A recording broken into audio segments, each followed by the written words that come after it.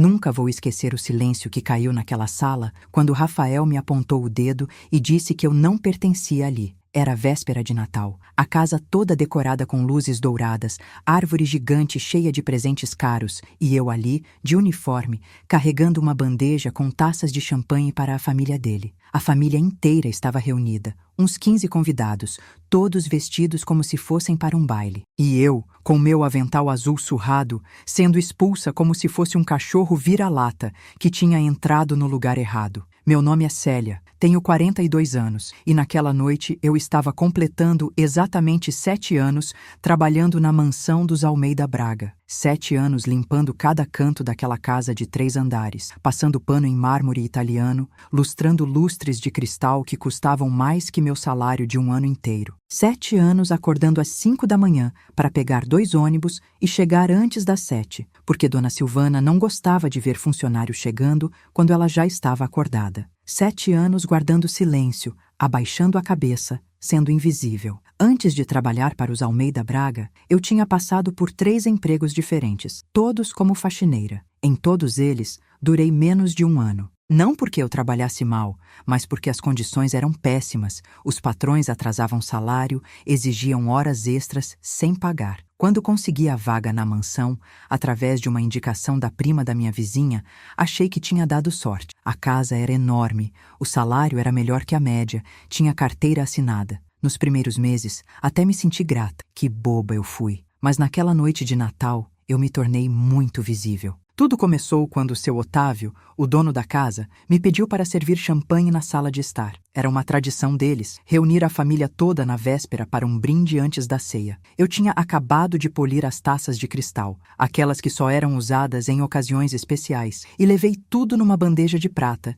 que pesava quase 3 quilos. Minhas mãos tremiam um pouco, não de nervosismo, mas de cansaço. Eu tinha trabalhado 14 horas naquele dia, preparando a casa para a festa. Entrei na sala com a bandeja equilibrada e foi quando vi todos eles. Seu Otávio sentado na poltrona principal, cabelos grisalhos penteados para trás, terno azul marinho caro. Dona Silvana ao lado dele, com um vestido vermelho que devia ter custado uns 10 mil reais, toda cheia de joias. Os filhos deles, Rafael e Marcela, ambos na casa dos 30 anos, e os respectivos cônjuges. Os netos correndo pela casa, alguns primos, tios, agregados. Todo mundo rindo, conversando alto, bebendo uísque importado. Eu comecei a servir as taças, uma por uma, fazendo aquilo que tinha feito centenas de vezes. Segurar a bandeja firme, pegar a taça pelo pé, entregar delicadamente. Ninguém olhava para mim. Eu era parte da mobília, assim como o sofá de couro italiano ou o tapete persa, invisível.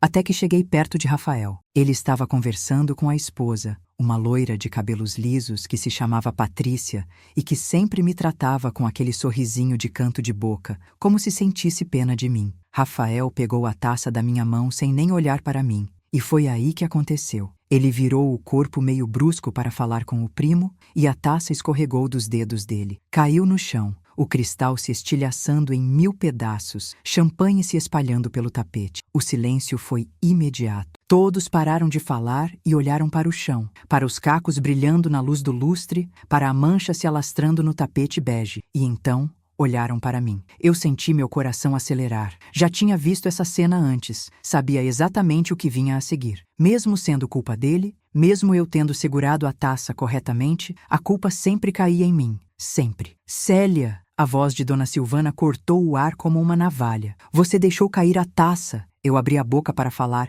mas Rafael foi mais rápido. Mãe, esquece. Ela é desajeitada mesmo. Sempre foi. Ele riu. Um riso curto e cruel. Já estou acostumado com essas coisas dela. Senti o sangue subir para o meu rosto, desajeitada. Eu, que limpava aquela casa de cima a baixo, sem quebrar um copo sequer em 7 anos. Eu, que tratava cada objeto daquela casa como se fosse feito de ouro, desajeitada. Me desculpe, eu disse baixinho, com a voz presa na garganta. Eu não... Ah! Para de se desculpar e vai limpar isso. Rafael fez um gesto com a mão, como se estivesse enxotando uma mosca. E depois some da nossa vista. Hoje é Natal, a gente quer celebrar em paz, sem ficar vendo empregada desastrada andando pela casa. Algumas pessoas riram. Um riso baixo, meio constrangido, mas riram. A esposa dele abaixou os olhos para o celular, fingindo que não estava ouvindo. Seu Otávio não disse nada, apenas tomou um gole do uísque dele, olhando para o lado. Dona Silvana suspirou alto, como se eu fosse a maior decepção da vida dela. Engoli o choro,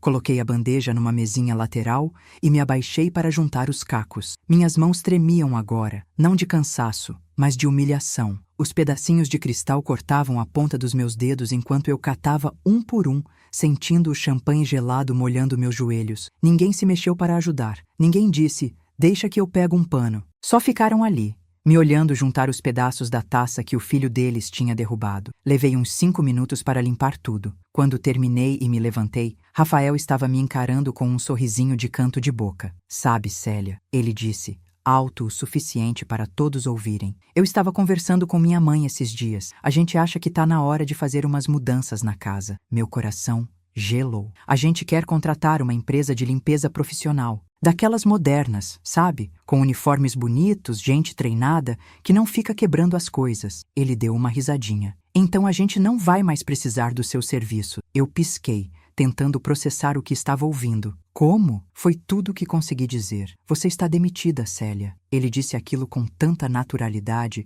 como se estivesse comentando sobre o clima. A gente vai te pagar até o final do mês. Mais uns trocados aí de indenização. Mas pode pegar suas coisas e ir embora hoje mesmo. Aliás, hoje é um bom dia para isso, não é? Natal, tempo de renovação, novos começos e tal. Silêncio total na sala. Dessa vez, até as crianças tinham parado de correr. Olhei para Dona Silvana, esperando que ela dissesse alguma coisa, que ao menos tivesse a decência de me dispensar em particular, longe de todo mundo. Mas ela apenas desviou o olhar, mexendo no colar de pérolas no pescoço. Olhei para seu Otávio. Ele estava olhando para o copo de uísque como se fosse a coisa mais interessante do mundo. Seu Otávio, tentei, com a voz falhando. Por favor, eu sempre fiz tudo direitinho, sempre trabalhei duro. Célia, não faça cena. Rafael interrompeu, com um tom de impaciência. Você não pertence aqui, nunca pertenceu. Você é só a faxineira. E agora, nem isso você é mais. Ele apontou para a porta. Pode ir. E leva seus panos e suas coisas baratas da cozinha junto. Senti as lágrimas queimarem nos meus olhos, mas não deixei cair nenhuma. Não ali, não na frente deles. Fiz uma reverência curta, daquelas automáticas que a gente faz sem pensar depois de anos servindo, e saí da sala. Consegui ouvir algumas conversas recomeçando atrás de mim, alguém rindo, o tilintar das taças, como se nada tivesse acontecido, como se eu não tivesse acabado de perder meu emprego na frente de 15 pessoas na véspera de Natal. Fui direto para a área de serviço, nos fundos da casa, onde ficava meu armário. Minhas mãos tremiam tanto que mal conseguia abrir o cadeado. Dentro tinha pouca coisa, um par de chinelos velhos, uma blusa de frio puída, minha carteira com documentos, a marmita vazia e um caderninho azul. Aquele caderninho era meu segredo. Fazia 6 meses que eu tinha começado a anotar coisas nele. Coisas que eu via, que eu ouvia, que me chamavam a atenção. No começo era só curiosidade, sabe? Aquela curiosidade de pobre de ver como o rico vive, como o rico gasta, como o rico faz negócio. Mas tinha virado outra coisa. 6 meses atrás,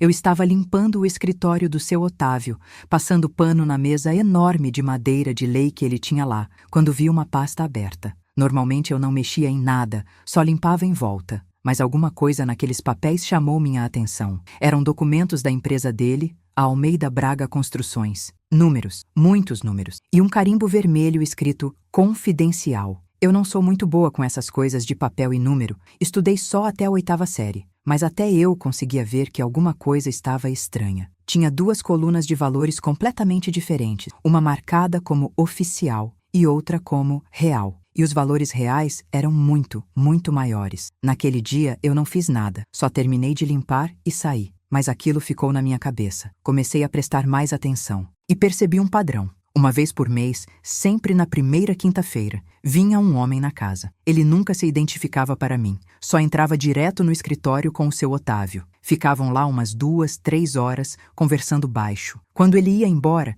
sempre levava uma maleta, pesada. Eu via pelos movimentos dele, pelo jeito que segurava. E o seu Otávio sempre ficava nervoso nesses dias. Mandava eu não entrar no escritório, não atender telefone, não fazer barulho. Comecei a anotar as datas, os horários, descrições do homem, pequenos detalhes. E então, 3 meses atrás, aconteceu algo que mudou tudo. Eu estava limpando a sala de jantar. Era uma terça-feira de manhã, quando ouvi vozes alteradas vindo do escritório. A porta estava entreaberta. Eu sei que não devia escutar. Sei que era errado, mas as vozes estavam tão altas que era impossível não ouvir. Você está louco, Otávio. A Receita está de olho em tudo agora. Era uma voz de homem que eu não conhecia. Se acalma, Maurício. A gente sempre fez assim. Nunca deu problema. A voz do seu Otávio, tentando soar tranquilo, mas com um tom nervoso. Nunca deu problema porque eram valores menores. Agora você está desviando milhões. Milhões, Otávio. Se descobrirem esse esquema de Caixa 2, a gente vai preso. Caixa 2. Eu já tinha ouvido esse termo na televisão, nas notícias sobre corrupção e políticos presos. Fiquei paralisada ali, com o pano de chão na mão, o coração batendo tão forte que achei que eles fossem ouvir. Ninguém vai descobrir nada, seu Otávio respondeu. A voz mais baixa agora. A gente tem pessoas certas cuidando disso. Os documentos oficiais estão impecáveis. Todo o dinheiro que não aparece está indo para offshores nas Ilhas Cayman. Intocável. E o Rafael? Ele sabe usar o sistema? Meu filho está aprendendo. Ele que vai tocar a empresa quando eu me aposentar, precisa saber como as coisas realmente funcionam. Ouvi passos se aproximando da porta e me afastei rapidamente, fingindo estar lustrando um aparador no corredor. Eles não me viram, ouviram e não ligaram, porque eu era invisível mesmo. Naquela noite, em casa, anotei tudo no caderninho, cada palavra que conseguia lembrar. E continuei anotando, observando, juntando peças. Descobri que Rafael tinha virado sócio da empresa do pai 2 anos atrás. Descobri que Marcela, a filha, não sabia de nada, vivia de mesada e de viajar pelo mundo com o marido rico. Descobri que Dona Silvana suspeitava de alguma coisa, mas preferia não perguntar, não saber, só continuar gastando o dinheiro em roupas e joias. E descobri mais. Tinha um cofre no escritório, escondido atrás de um quadro. Eu vi quando o seu Otávio abriu uma vez, achando que eu tinha saído. Dentro tinha documentos, HDs externos, envelopes grossos. Anotei tudo. Agora, parada naquela área de serviço, segurando aquele caderninho azul, eu sabia o que tinha que fazer. Guardei o caderno na bolsa junto com meus pertences. Vesti minha blusa de frio por cima do uniforme. Peguei meu celular velho, desses de tela pequena que trava direto, e senti o peso dele na minha mão. Antes de sair pela porta dos fundos, dei uma última olhada para aquela casa. 7 anos da minha vida entre aquelas paredes. 7 anos limpando sujeira alheia, servindo comida que não podia comer, ouvindo conversas sobre viagens para lugares que nunca visitaria. 7 anos invisível. Saí sem fazer barulho, sem me despedir de ninguém. Lá dentro,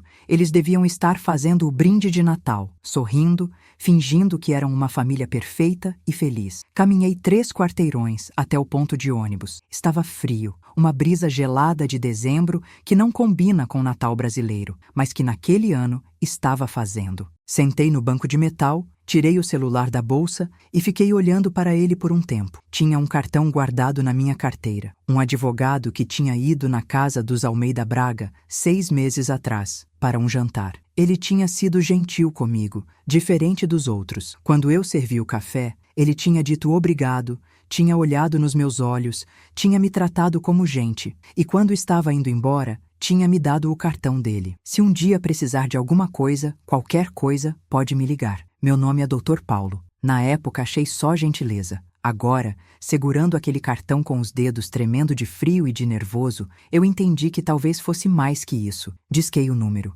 Eram 8 horas da noite de véspera de Natal. Ele provavelmente não ia atender. Provavelmente estava com a família dele, comemorando, sendo feliz. Tocou uma vez, 2, 3. Alô? A voz dele, um pouco surpresa. Eu respirei fundo. Doutor, Paulo? Aqui é a Célia. A gente se conheceu na casa dos Almeida Braga. O senhor me deu seu cartão e disse que se eu precisasse... Célia, sim, eu lembro de você. Está tudo bem? Não, doutor, não está. Minha voz falhou um pouco. Eu acabei de ser demitida, humilhada na frente de um monte de gente. Mas isso não é o importante. O importante é o que eu sei sobre essa família e sobre o que eles andam fazendo. Houve uma pausa do outro lado da linha. Que tipo de coisa, Célia? Caixa 2, doutor. Milhões de reais, sonegação de impostos, dinheiro em paraíso fiscal, documentos falsos. Eu ouvi conversas, vi papéis, anotei tudo num caderno durante 6 meses. Tenho datas, nomes, valores. Minha voz estava mais firme agora. E eu quero denunciar. Quero que eles paguem.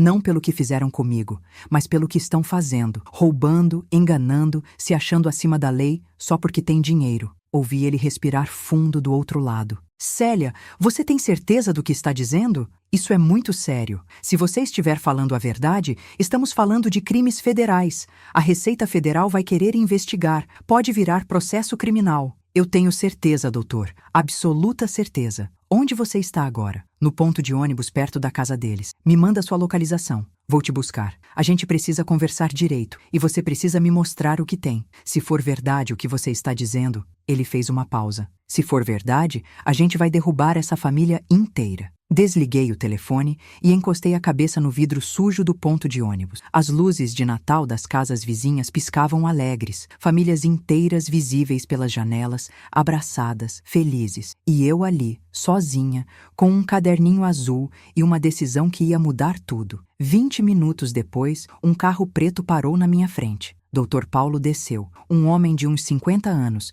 cabelos grisalhos, óculos de aro fino, vestido casual. Ele abriu a porta de trás para mim. Entra, Célia. Vamos conversar. Entrei no carro e, enquanto a gente se afastava daquela rua, daquela mansão, daquela vida de humilhação, eu soube que nada seria mais como antes. Se você está lendo isso e já passou por alguma situação parecida, já se sentiu pequeno, invisível, humilhado por alguém que se acha melhor que você só porque tem mais dinheiro, deixa seu like neste vídeo. Se inscreve no canal porque você precisa mesmo, ver o que aconteceu quando a verdade veio à tona. E me conta nos comentários, você teria coragem de denunciar? Você guardaria provas ou deixaria passar? Sua história pode inspirar alguém que está passando por isso agora e não sabe o que fazer. Naquela noite, sentada na sala do escritório do Dr. Paulo, com o caderninho azul aberto na mesa entre nós, eu contei tudo. Cada conversa que tinha escutado, cada data que tinha anotado, cada detalhe suspeito que tinha observado durante aqueles 6 meses. Ele me ouvia com atenção, fazendo anotações num bloco, parando de vez em quando para fazer perguntas. Você lembra o nome completo do homem que visitava toda quinta-feira? Você conseguiria descrever os documentos que viu? Você sabe onde ficam guardados os HDs? Respondi tudo o que sabia. E quanto mais eu falava, mais eu via a expressão dele mudar. O que começou como curiosidade profissional foi virando algo mais sério, mais intenso. Célia, ele disse depois de 2 horas de conversa, tirando os óculos e esfregando os olhos. Você está sentada num barril de pólvora. O que você tem aqui, se confirmar, pode colocar Otávio Almeida Braga na cadeia por no mínimo 10 anos. E o filho junto. Senti um aperto no peito. Não era medo do que eles podiam fazer comigo. Era medo de não conseguir provar, de tudo aquilo virar nada, de eles continuarem livres, rindo de mim. Eu consigo provar, doutor. Eu sei que consigo. Olha, eu preciso ser honesto com você. Ele se inclinou para a frente, com os braços apoiados na mesa. Isso vai ser difícil. Eles têm dinheiro, têm advogados caros, têm influência. Vão tentar te desacreditar, te atacar, dizer que você está inventando porque foi demitida. Vão te chamar de louca, de ressentida, de mentirosa. Eu sei. E mesmo assim você quer seguir em frente? Pensei em Rafael, naquele sorriso de canto de boca quando me mandou embora. Pensei em Dona Silvana desviando o olhar. Pensei em seu Otávio fingindo que eu não existia. Pensei em 7 anos sendo tratada como mobília. Eu quero, doutor. Não é nem por mim mais, é porque é errado. Eles roubam milhões, não pagam imposto, colocam dinheiro fora do país e ainda tratam as pessoas como lixo. Alguém precisa pará-los. Ele sorriu, um sorriso pequeno, mas genuíno. Então vamos parar. Mas precisa ser do jeito certo. Amanhã é Natal, os órgãos estão fechados. Mas na segunda-feira de manhã, primeira coisa, a gente vai na Receita Federal. Você vai fazer uma denúncia formal, vai precisar de testemunha e eu vou junto. E eu vou entrar em contato com um promotor que conheço, especializado em crimes financeiros. E até lá, você não volta naquela casa, não fala com ninguém de lá. Não atende telefone se ligarem. E guarda esse caderno como se fosse sua vida, porque de certa forma, Saí do escritório dele quase meia-noite. Ele me ofereceu dinheiro para táxi, mas recusei. Peguei o ônibus mesmo, apertada com as últimas pessoas voltando das ceias de Natal. Fiquei olhando pela janela, vendo as ruas iluminadas e pela primeira vez em muito tempo senti algo diferente no peito. Esperança. Cheguei em casa 1 da manhã. Moro num apartamento pequeno, alugado, num bairro simples. 2 quartos minúsculos, sala e cozinha conjugadas, banheiro que o chuveiro vive entupindo, mas é meu, ou pelo menos é onde eu moro, onde crio meus 2 filhos. Tiago, meu filho mais velho de 16 anos, ainda estava acordado na sala, jogando videogame naquele PlayStation velho que eu comprei para ele em 12 vezes. Quando me viu chegar, ele pausou o jogo.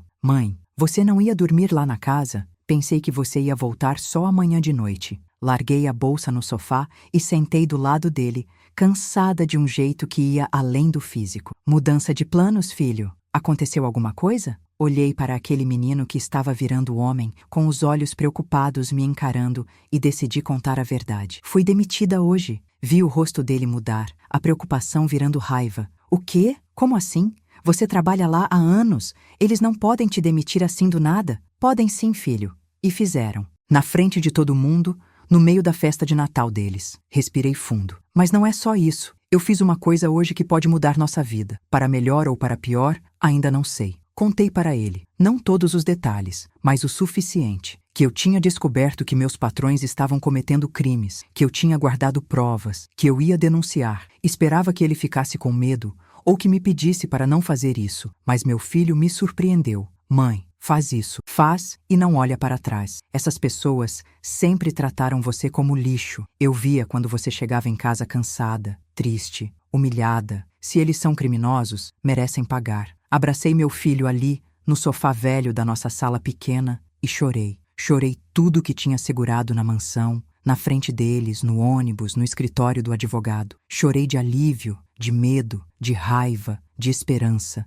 O final de semana passou devagar. No sábado, dia de Natal, fizemos uma ceia simples em casa. Eu, Tiago e minha filha Laura, de 12 anos. Frango assado porque não deu para comprar peru, farofa, arroz, uma sobremesa barata do mercado. Mas estava gostoso, estava quentinho, estava cheio de amor. Laura, que ainda não entendia direito o que estava acontecendo, perguntou por que eu não tinha ficado na casa dos patrões como de costume. Expliquei que não trabalhava mais lá, que ia procurar coisa melhor. Ela me abraçou forte e disse que não se importava se a gente era pobre, contanto que eu estivesse em casa com eles. Aquilo partiu e curou meu coração ao mesmo tempo. No domingo tentei descansar, mas não consegui. Ficava repassando tudo na cabeça, checando o caderninho, com medo de ter esquecido algum detalhe importante. Dr. Paulo me ligou 2 vezes para confirmar que estava tudo bem, que eu não tinha mudado de ideia. Não tinha mudado. Se tinha alguma coisa que aquela humilhação tinha feito, foi me dar certeza absoluta do que eu precisava fazer. Na segunda-feira de manhã,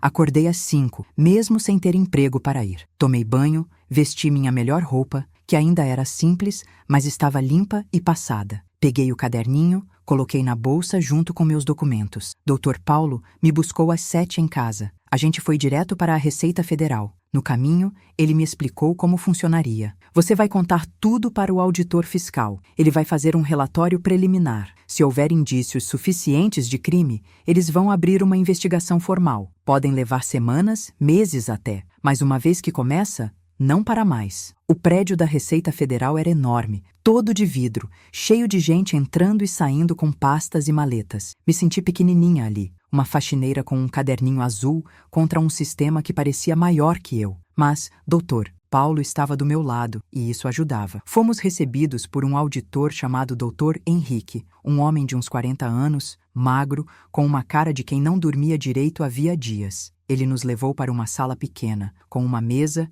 cadeiras de escritório e um computador velho. Então, senhora Célia, ele começou, abrindo um formulário no computador. Dr. Paulo me adiantou que a senhora tem informações sobre sonegação fiscal e lavagem de dinheiro. É isso mesmo? É sim, senhor. Pode me contar, por favor, começando do início. E eu contei. Tudo de novo. Cada conversa que escutei, cada documento que vi, cada movimentação suspeita. Mostrei o caderninho com as datas, os nomes, os valores que conseguia anotar. Ele ia digitando, fazendo perguntas, pedindo para eu repetir certos detalhes. Depois de 2 horas, ele parou de digitar e me olhou direto nos olhos. Senhora Célia, a senhora entende a gravidade do que está me contando? Entendo, senhor. Mas se tudo que a senhora disse for confirmado, estamos falando de um esquema de sonegação que pode chegar a 50 milhões de reais ou mais. É crime federal, hediondo, as penas são pesadas. Eu sei, senhor, e por isso mesmo que estou aqui. porque não é certo eles roubarem tanto dinheiro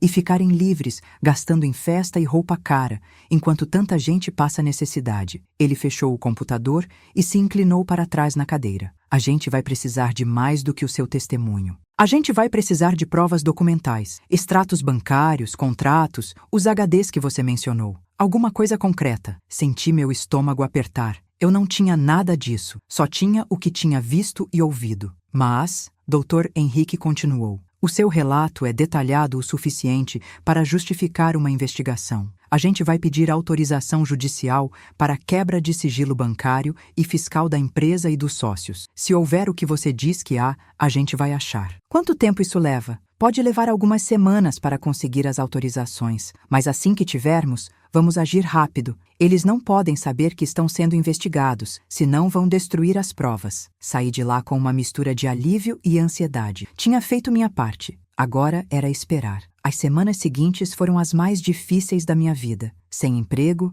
sem dinheiro entrando, apenas o seguro-desemprego que ainda ia demorar para sair. Tive que apertar o cinto, cortar tudo que não era essencial. Meus filhos foram incríveis, entenderam a situação, não pediram nada. Tiago até arrumou um trabalho de meio período numa padaria para ajudar com as despesas. Quando ele chegou em casa no primeiro dia, com o dinheiro contado na mão e aquele sorriso orgulhoso, eu quase desmoronei de novo. Meu menino tendo que trabalhar porque a mãe dele tinha perdido o emprego. Doutor. Paulo me ajudou com umas consultorias jurídicas aqui e ali, pequenos trabalhos, só para eu ter um trocado. Ele também me mantinha informada sobre a investigação. Conseguiram a autorização judicial. Ele me ligou numa quinta-feira, 3 semanas depois da denúncia. Amanhã de manhã, vão executar mandados de busca e apreensão na casa e na empresa. Meu coração quase saiu pela boca. Eles vão saber que fui eu? Eventualmente vão desconfiar, sim. Mas você não fez nada de errado, Célia. Você denunciou um crime. A lei te protege.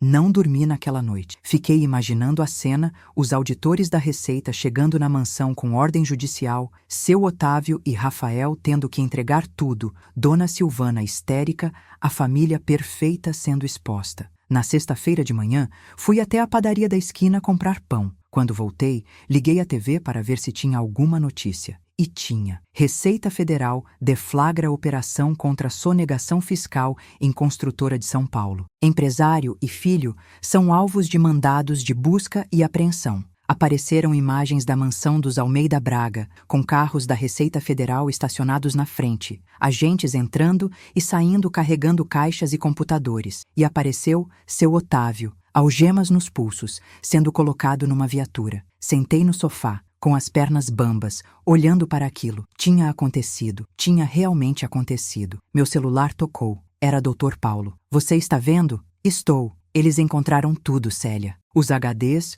os documentos do cofre, extratos de contas no exterior. É pior do que você imaginou. Eles estavam desviando dinheiro há mais de 10 anos. Mais de 100 milhões de reais em sonegação. 100 milhões. Eu mal conseguia imaginar esse valor. E agora? Agora eles vão responder criminalmente. Prisão preventiva já foi decretada para Otávio e Rafael. Vão responder por sonegação fiscal, lavagem de dinheiro, falsidade ideológica, formação de quadrilha. Se condenados, podem pegar até 20 anos. 20 anos. E eu? Você vai ficar bem. Vai ter que prestar mais alguns depoimentos, mas como testemunha. E se quiser, pode entrar com ação trabalhista contra eles pela demissão injusta e pelos danos morais. Danos morais. Eu nem tinha pensado nisso. A gente pode ganhar? Célia, você foi humilhada publicamente e demitida sem justa causa na véspera de Natal. Com tudo que está acontecendo agora, mostrando o caráter deles, é quase certo que você ganha. E o valor pode ser bom. 2 meses se passaram. A mídia não parava de falar do caso. Construtora de fachada escondia esquema milionário de sonegação. Empresário usava offshores para desviar dinheiro público. Família ostentava luxo enquanto roubava impostos. Descobriram também que parte do dinheiro desviado vinha de obras públicas superfaturadas. Hospitais, escolas, estradas que nunca foram concluídas direito porque o dinheiro tinha sido roubado. Isso tornou o caso ainda maior, ainda mais grave. Não era só sonegação. Era roubo de dinheiro público, dinheiro que deveria ter ido para saúde, educação, infraestrutura. Vi fotos de Dona Silvana saindo do apartamento que tinham alugado, muito mais modesto que a mansão, com os olhos inchados atrás de óculos escuros. Vi Rafael sendo levado para a audiência, com a cabeça baixa, sem aquele sorriso de canto de boca. Vi Marcela dando entrevista dizendo que não sabia de nada, que era vítima também. E teve um dia, um sábado de manhã, que eu estava passando em frente a um supermercado e vi Dona Silvana lá dentro, fazendo compras, sozinha, sem motorista, sem empregada, sem ninguém carregando as sacolas para ela. Nossos olhares se cruzaram. Ela me reconheceu na hora. Vi a surpresa no rosto dela, seguida de algo que parecia medo, ou talvez vergonha. Ela desviou os olhos rapidamente e saiu apressada, deixando o carrinho pela metade. Fiquei ali parada, com uma sensação estranha no peito. Não era satisfação, exatamente. Não era alegria de ver o inimigo derrotado. Era mais uma sensação de fechamento, de justiça sendo feita. No terceiro mês, saiu a sentença da ação trabalhista. Ganhei. Todas as verbas rescisórias, mais indenização por danos morais no valor de R$150 mil. R$150 mil. Quando o Dr. Paulo me ligou para dar a notícia, eu simplesmente não acreditei. Repeti isso, doutor. R$150 mil, Célia. Você ganhou.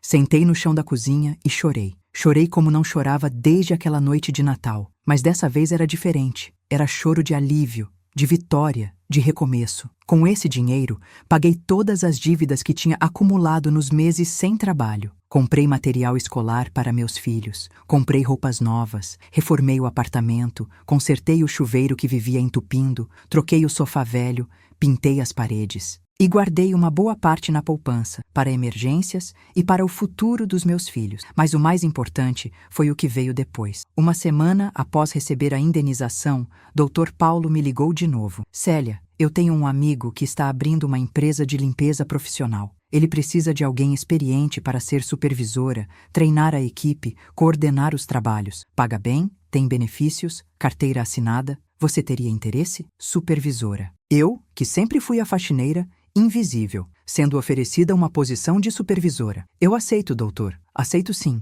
Comecei no trabalho novo um mês depois. Ganhava quase o dobro do que ganhava na casa dos Almeida Braga. Tinha plano de saúde, vale alimentação, vale transporte. E o mais importante, tinha respeito. Meu chefe me tratava pelo nome, pedia minha opinião, valorizava minha experiência. Nos primeiros dias, quando eu chegava nos locais de trabalho com minha equipe, apresentando-me como supervisora, eu ainda não acreditava direito. Mas com o tempo, fui entendendo que eu merecia estar ali, que eu sempre mereci respeito, sempre mereci ser tratada como gente, independente da função que exercia. Um dia, 6 meses depois de tudo ter começado, eu estava supervisionando uma limpeza num prédio comercial quando meu celular tocou. Era um número que eu não conhecia. Alô? Célia? A voz era trêmula, feminina. Sou eu, Silvana. Senti meu corpo inteiro ficar tenso. Dona Silvana, eu queria conversar com você, pessoalmente. Você pode me encontrar em algum lugar? Pensei em recusar. Pensei em desligar na cara dela. Mas alguma coisa me fez aceitar. Tem uma cafeteria perto do metrô Paraíso. Posso encontrar você lá daqui 1 hora. Obrigada, Célia. Muito obrigada. Cheguei na cafeteria 15 minutos adiantada. Pedi um café e sentei numa mesa de canto,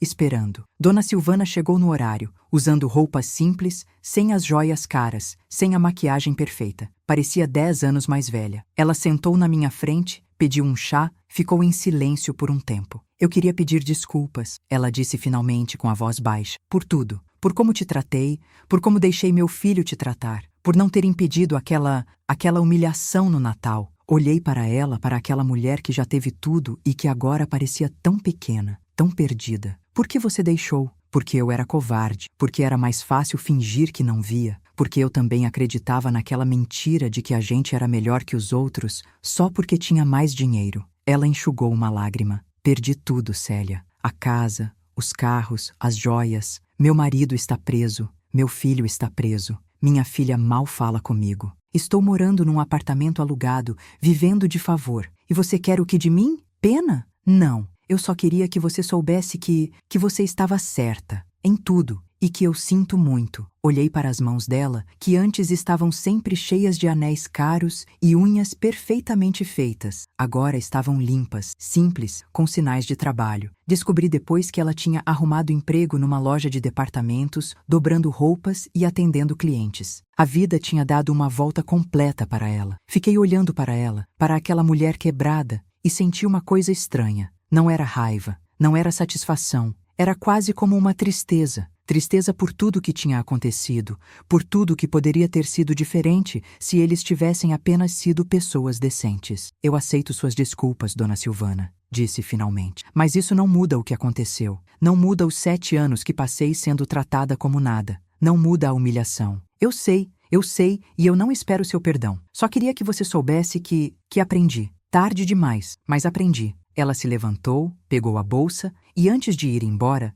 me encarou uma última vez. Você é uma mulher forte, Célia. Muito mais forte do que eu jamais fui. E saiu, deixando o chá pela metade. Fiquei ali sentada, terminando meu café, pensando em tudo que tinha acontecido desde aquela noite de Natal. Em como uma humilhação tinha se transformado em justiça. Em como ser invisível me permitiu ver coisas que ninguém mais via. Em como ter coragem de denunciar tinha mudado não só minha vida, mas a vida de muitas outras pessoas que foram prejudicadas pelo esquema dos Almeida Braga. Hoje, 2 anos depois, minha vida é completamente diferente. Não sou rica, nunca vou ser. Mas tenho um trabalho que me respeita, uma casa onde meus filhos estão felizes, um futuro que parece possível. Tiago conseguiu uma bolsa de estudos numa faculdade de engenharia. Ele quer construir hospitais e escolas, diz que quer fazer o certo com as construções, diferente do que os Almeida Braga faziam. Laura está indo bem na escola, tirando notas boas, sonhando em ser médica. Eu olho para eles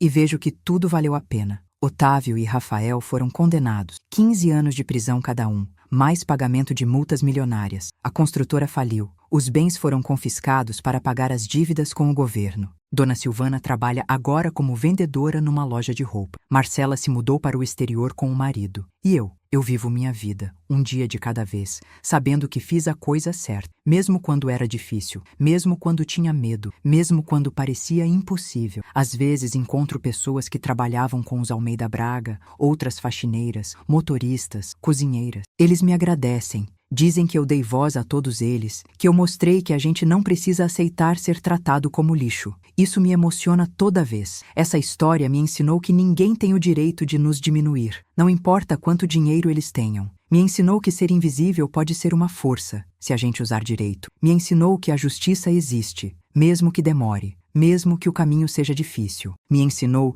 que uma faxineira com um caderninho azul pode derrubar um império construído em cima de mentiras e roubos. Se você chegou até aqui, se acompanhou toda essa história, deixe seu like para que mais pessoas vejam que é possível se levantar, que é possível reagir, que a justiça pode prevalecer. Se inscreva no canal, porque todo dia eu trago histórias reais de pessoas que não abaixaram a cabeça, que lutaram pelo que era certo, que fizeram a diferença. E me conta nos comentários, você já passou por uma situação de injustiça? Como você reagiu? Teve coragem de denunciar ou ficou calado? Sua história pode inspirar milhares de pessoas que nos assistem todos os dias, pessoas que estão passando por algo parecido agora e precisam saber que não estão sozinhas. Obrigada por ter ficado até o final. Obrigada por ter me escutado. E lembre-se sempre, você vale mais do que qualquer pessoa rica e cruel pode fazer você acreditar. Você importa. Sua dignidade importa e você merece respeito. Até a próxima história.